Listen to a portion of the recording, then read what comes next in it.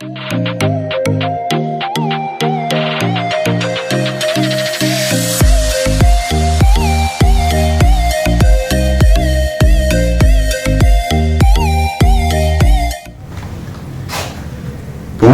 et bienvenue sur notre chaîne YouTube Complexe Scolaire Nyota.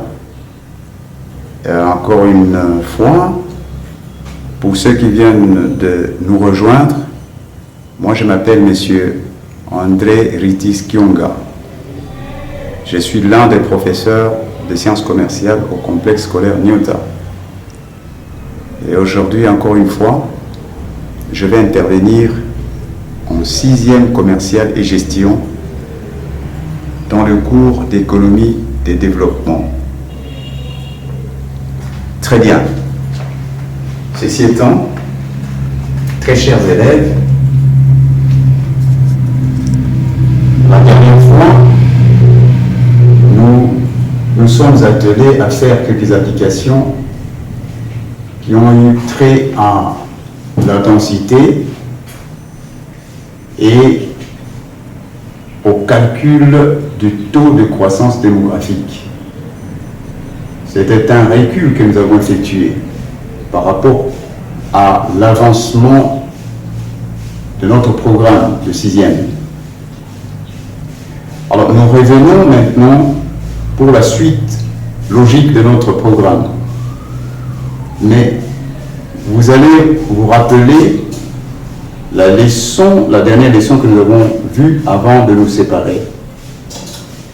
Nous étions en train d'explorer déjà le troisième facteur ou le troisième obstacle au développement de pays que nous avons appelé jeunes ou neufs. Et cet obstacle est relatif au capital. Nous avions parlé de plusieurs points sur le capital. Mais nous avions abordé un point important qui avait touché à l'investissement. Nous avons vu l'investissement national et nous avions commencé l'investissement ou les investissements privés, étrangers, et nous avons entamé les investissements publics étrangers. Nous avons eu à parler de ces investissements en disant qu'ils se font sous forme des aides.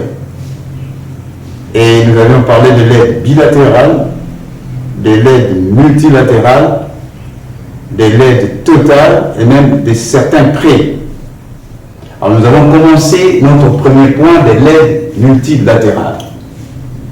Nous avons eu à définir l'aide multilatérale en disant que c'était tout simplement l'ensemble de l'aide des pays développés aux organismes de l'ONU,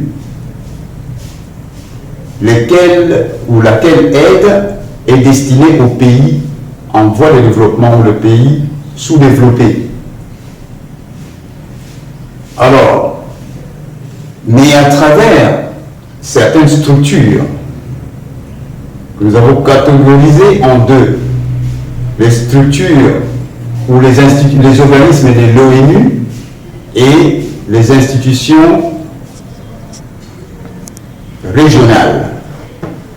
Nous avions entamé donc les organismes de l'ONU. Nous nous sommes mis à les citer et à donner leur but ou leur mission, leur rôle. En parlant du premier organisme que nous avions appelé BIRD, c'est-à-dire la Banque internationale pour la reconstruction et le développement, nous avions dit que cette banque n'avait pour rôle que de rassembler les fonds privés et publics qui étaient destinés, n'est-ce pas, aux pays sous-développés, sous forme de prêts, justement. Et c'est là pour leur permettre d'investir de les engager dans des investissements que nous appelons productifs, et particulièrement dans les secteurs industriels, secteur de transport et dans le secteur énergétique.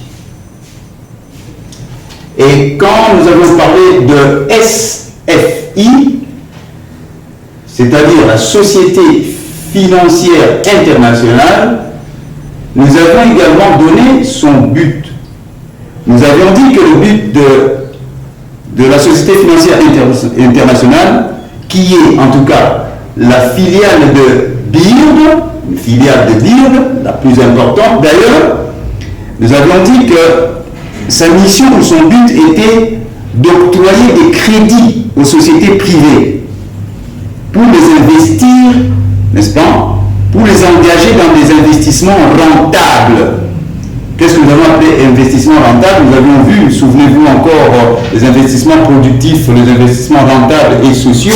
Nous avons eu des investissements rentables, et notamment à la création des entreprises de production des biens, n'est-ce pas? Et les alimentations, les transports, c'est des investissements qui procurent un profit direct et net. C'est ça que nous appelons les investissements rentables.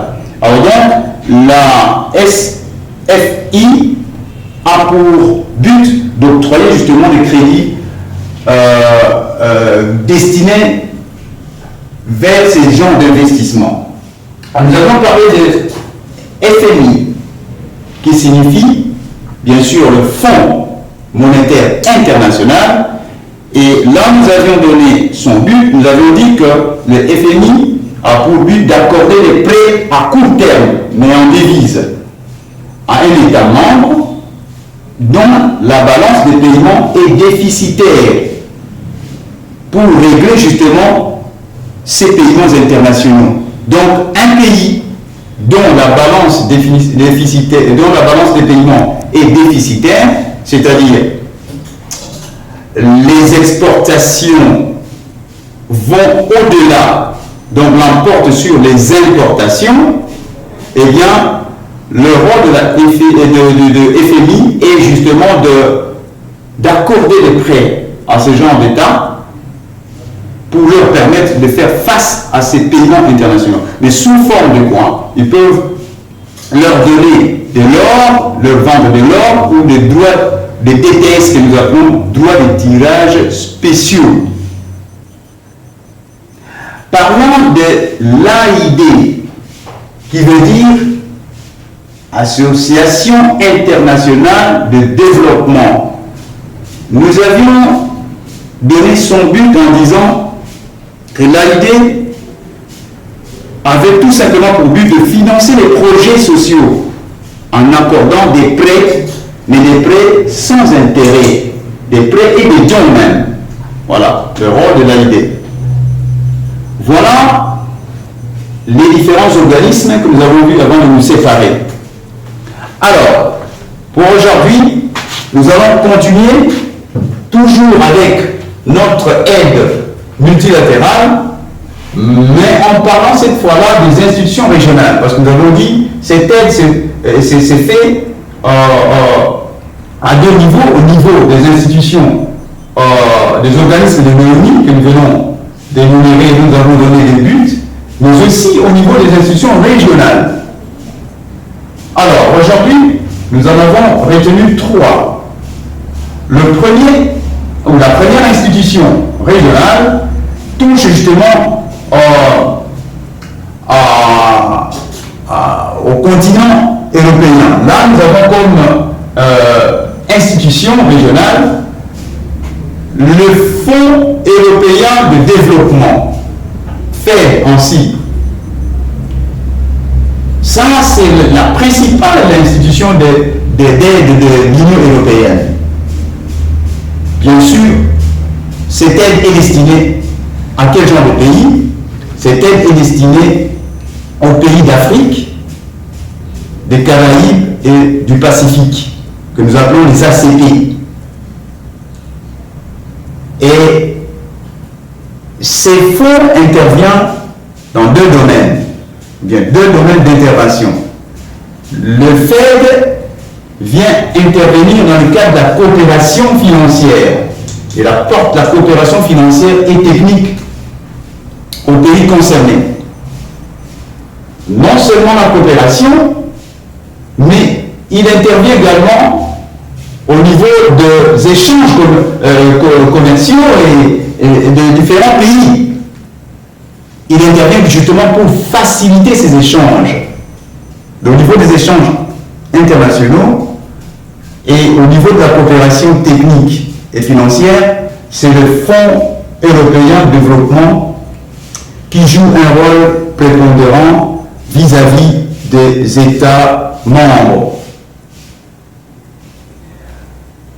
Venons-en à la deuxième institution que nous appelons la Banque interaméricaine de développement, BID en sigle.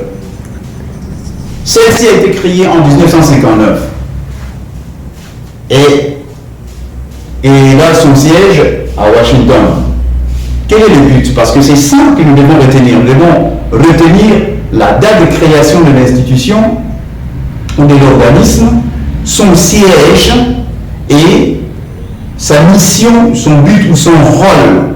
Les trois éléments que nous devons retenir quand nous parlons, à ce stade, quand nous parlons de ces institutions, de ces organismes. Eh bien, la BID a été créée, comme je disais, en 1959 et elle a son siège à Washington, aux États-Unis. Pour quel but cette banque a-t-elle été créée? Justement, au niveau de l'Amérique latine, il y a un problème sérieux. Vous savez, les pays sous-développés, les pays neufs, les pays pauvres, on les retrouve plus dans les continents africains, asiatiques et le continent américain, plus particulièrement au sud. Il y a bien des États qui sont pauvres au sud.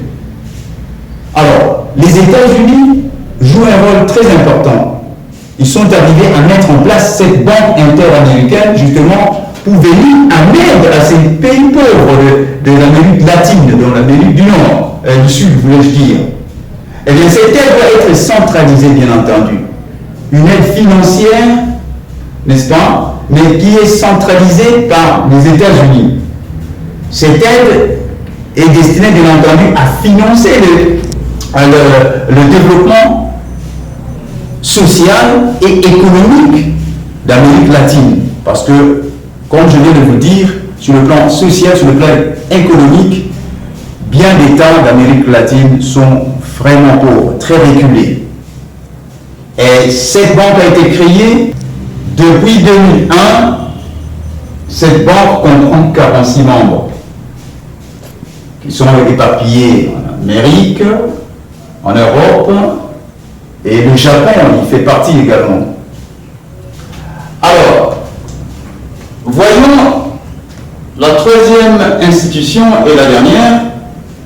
Il s'agit de la Banque africaine de développement. Cette institution régionale que nous retrouvons en Afrique a été créée depuis 1964. Et là, son siège en Abidjan, en Côte d'Ivoire, bien entendu. Pour quel objectif principal cette banque a-t-elle été créée? Eh bien, l'objectif principal était tout simplement de combattre la pauvreté, faire reculer la pauvreté. Bien d'États africains sont pauvres, comme nous savons. Alors, la BAD est là pour combattre tant soit peu, juguler tant soit peu la pauvreté dans ces pays régionaux. Mais elle a des stratégies pour ça, deux stratégies fondamentalement, pour arriver à cet objectif. Elle est là pour mobiliser des ressources, justement pour promouvoir l'investissement dans ces pays pauvres. C'est elle qui mobilise les ressources. Et elle est là également pour fournir une assistance technique. Bien entendu, accompagnée ou appuyée par des conseils sur les politiques qu'il faut mettre en œuvre en ce moment-là, dans ce pays-là. Et de nos jours, elle comprend 77 membres. En Afrique, en Europe, comme en Asie. Voilà ce que nous avons prévu pour vous aujourd'hui. Nous sommes pratiquement au terme de notre leçon du jour, mais nous n'allons pas nous séparer comme ça. Comme toujours, nous avons prévu un petit travail pour vous à faire à la maison et à nous remettre la semaine prochaine. De quel travail s'agit-il? Nous sommes ici, devoir à domicile, deux petites questions. La première, indiquer les dates de création et les sièges des organismes ci-après. La Banque internationale pour la reconstruction et le développement, BID, à quelle date a-t-elle été créée et quel est son siège? La Société financière internationale a été créée en quelle date? Le Fonds monétaire international, date de création et siège. L'Association internationale de développement, date de création et siège. Et le FED, Fonds européen de développement, date de création et siège. Et deuxième question, quel est le projet financé par la BAD en rapport avec les échanges commerciaux entre la RDC, notre pays, et le Congo-Brazza, dont l'exécution n'est pas encore effective? Quel est ce projet? Voilà les deux questions de notre devoir. Voilà tout pour aujourd'hui. Nous avons dit et nous avons terminé. Merci. À la prochaine sur la même chaîne. Au revoir.